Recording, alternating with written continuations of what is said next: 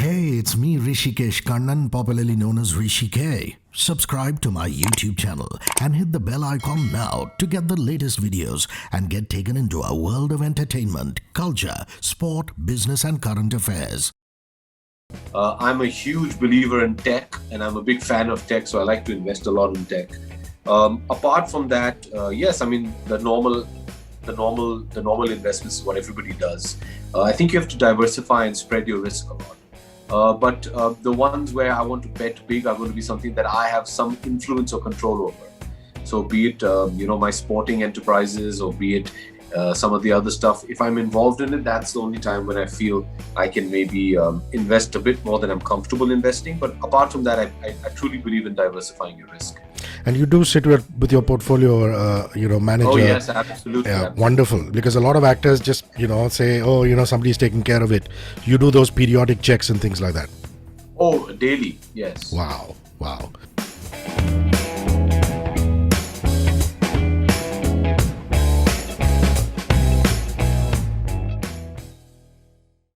Okay, let's do this. Abhishek Bachchan in the house. Wonderful to see you. I hope all the senior citizens in the family, followed by people who are 45 plus, are getting their jabs, Abhishek. Yeah? Yes, they all have got their jabs. I'm the only one left. As I told you, Rishi, I'm in Lucknow shooting. So as soon as I get back home, I'm going to take it. Lovely.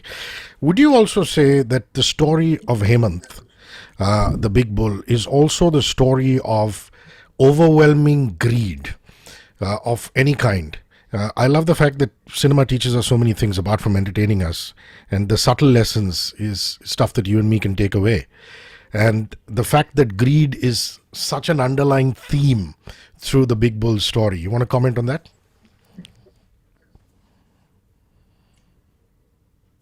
Well, I would not say that the entire film is about greed, but I think there's a huge element of it, of till when is greed good?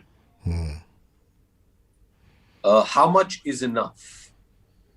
And that question does come up in the script with the character. That, when is it enough? When is it replace what your original intentions were and overtake your life? And like I said, till when is greed good? It's nice in small doses because it inspires you to work hard, but it's also got a sneaky way of taking over your life. When is it enough money? So yeah, I would say it's definitely a part of what Hemant Shah is, especially in the latter part of his life. It's what eggs him on initially, but then I think at some point in time also kind of overtakes his entire existence. Which is what was happening in that era, wasn't it? I mean, 89 to 91, in the turn of the 90s, where a lot of plain middle-class boys brought up with great values were just losing it and making potloads of cash. The other end of the spectrum, there were also people who were born into wealth. And like you said, how much wealth is really enough? Even people who were born into wealth were trying to make more money out of it. So I know you were very young, but your memories are actually living through that era where headlines were screaming at you about stock market scams, and people are making these voluminous amounts of money, sometimes in not straight ways. Yeah, मुझे ज़्यादा कुछ याद है नहीं, because during that period of time I was actually studying abroad, so I used to only get to come back on holidays, and whatever. I mean, I must have been. I think in 1990 I was, I was 14 years old, so there isn't much you're aware of.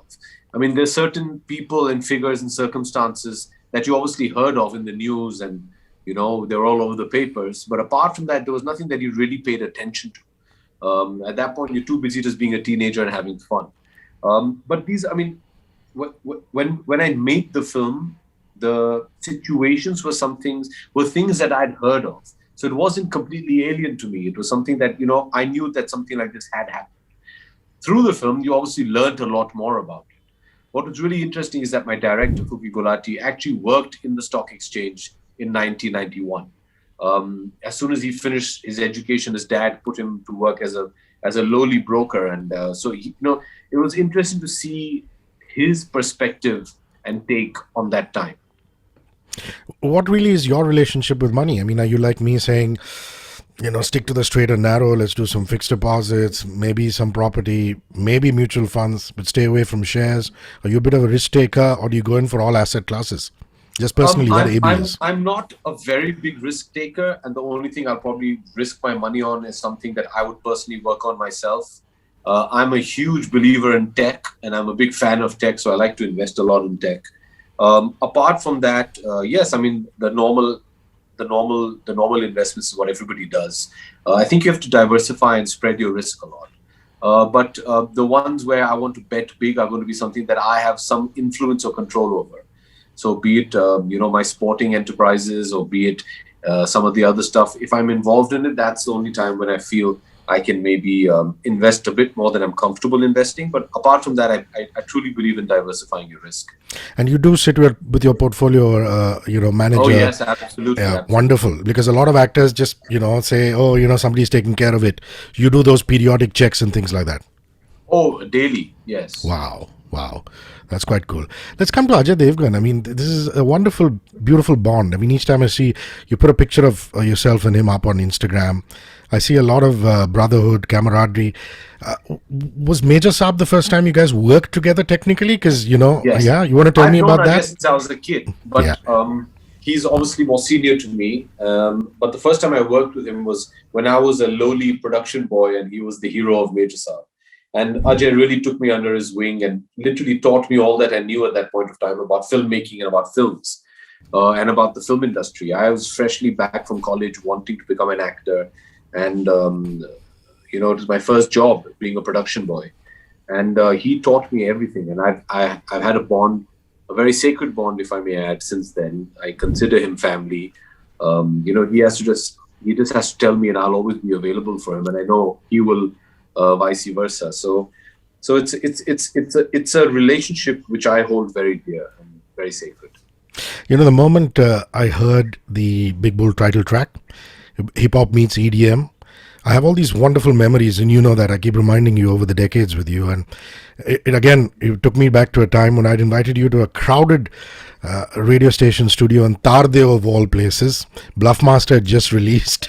You had come up through very snaky, winding staircases.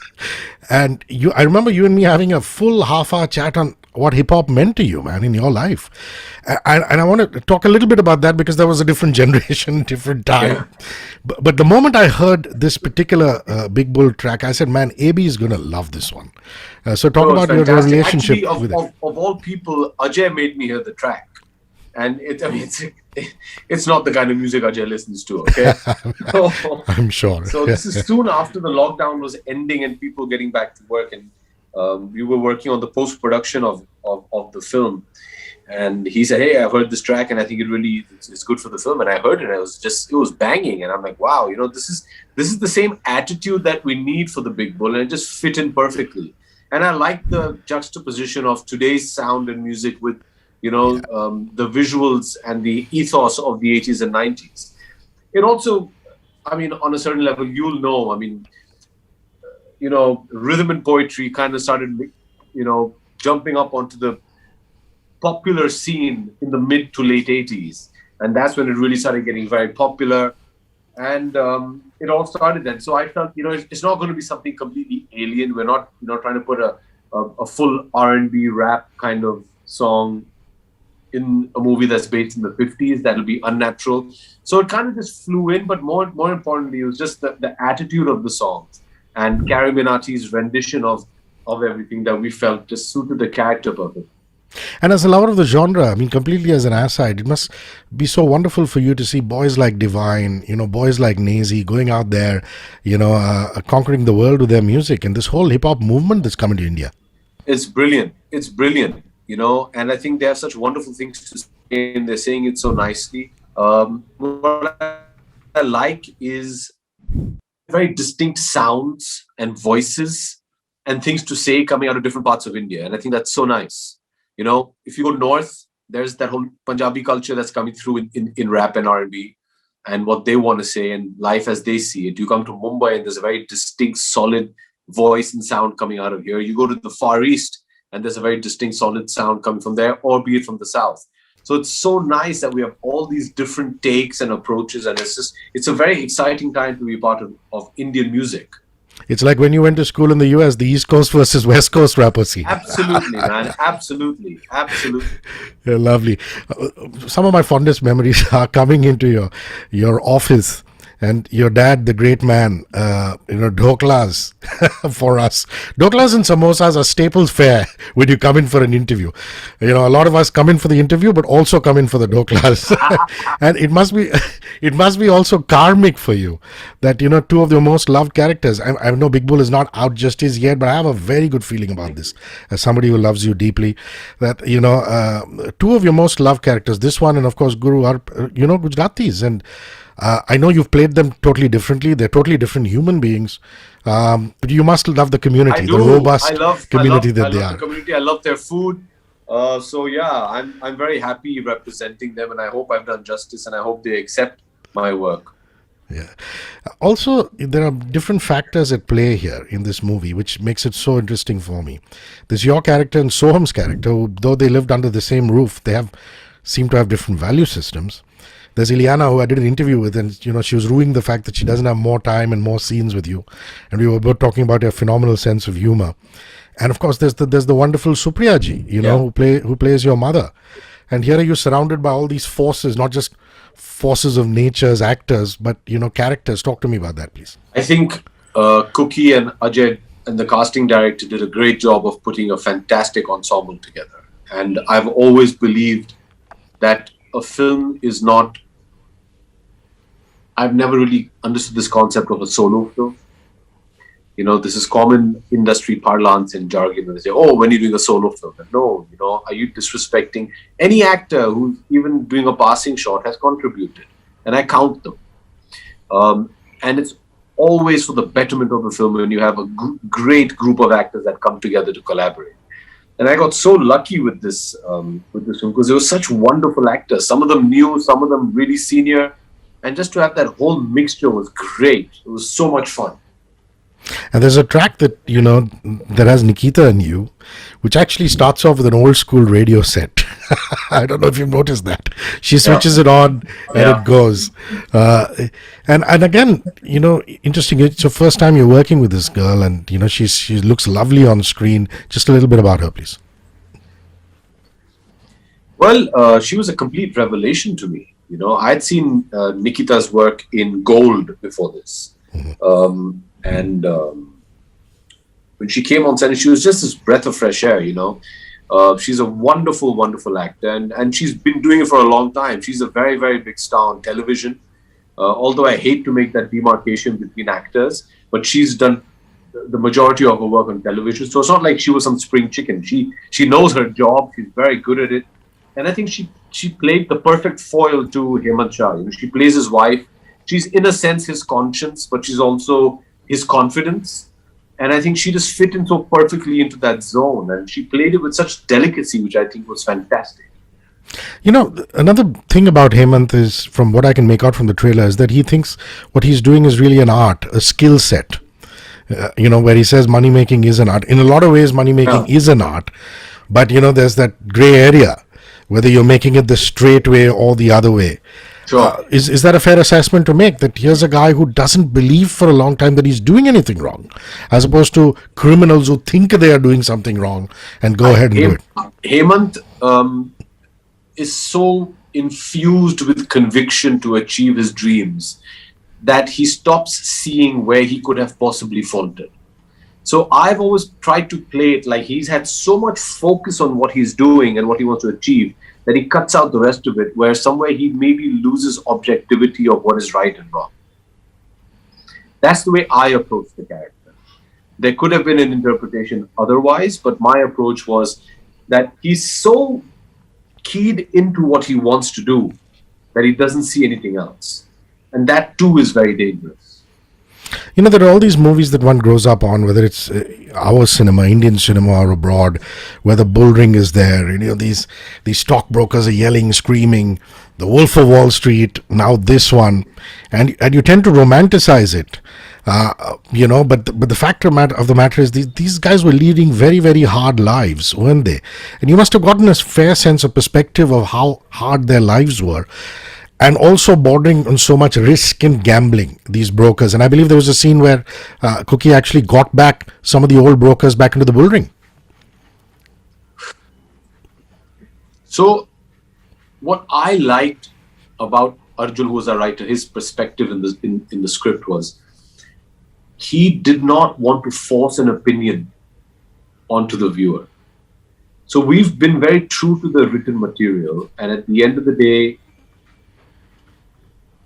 when you see the film, it's up to you as the audience to decide which side of the moral divide you want to stand. So we've not tried to deify the character. We've not tried to demonize the character. We've shown what we've shown, and now it's up to you to decide. And I liked that approach, which is an approach I haven't been part of for any film. And I like that open-endedness of it. So that was as far as that is concerned. Now, when you're trying to make something which is believable and authentic, you do whatever it takes so that it's easier for your audience to emotionally invest in the film. So that's when you have to really try and create that atmosphere which makes that transition easy for them. During that process, to be able to still take the stand like Cookie and Arjun did in the writing, I think is very challenging. And I'm very keen to decipher or to observe whether they still managed to do that after seeing the film. We didn't want to color anybody's perspective. So I'm excited to see that. Yeah, and you know what you said really rings true for me, because it's what they teach you in journalism school, actually. They say as a journalist, you're supposed to give for the motion and against the motion, leave it for the audience to decide. Of course, a lot of journalists forget those lessons along the way and they become opinionated and give value judgments. So that's very interesting that you would say that the ultimate, the decision lies with the audience. Cookie Gulati, I mean, I've met him socially, great guy, wonderful bloke. Your experiences of working with him? Oh, I really enjoyed working with Cookie. And what was so nice is this is a script he's been working on for the last 5 to 6 years. So he really knew every nuance about the script. And it was so nice because he was very sure how he saw the film visually. And what was really nice is he had created a great framework for all the characters. Which was so refreshing was after that, he left it up to the actors to color in that framework. So although he had a vivid idea of how he wanted to see this film, he still left the interpretation up to the actors. And I thought that was a very interesting process.